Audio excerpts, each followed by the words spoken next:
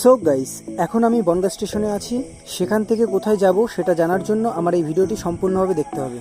ইতিমধ্যে দেখতে পাচ্ছ বনগাঁ স্টেশনের ওল্ড টিকিট কাউন্টারটি ভেঙে দেওয়া হয়েছে।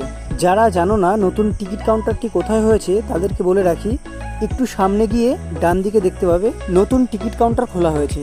যাই হোক, আমি বনগাঁ থেকে ডাইরেক্ট কলেজের পথে রওনা দিলাম। আজ আমাদের মহাবিদ্যালয়ে আন্তর্জাতিক যোগা দিবস পালিত হয়েছে। যোগা দিবসকে মাথায় রেখে সেখানে অঙ্কন প্রতিযোগিতার আয়োজন করা হয়েছিল। সেখানে সকলেই খুব সুন্দর ছবি এঁকেছিল।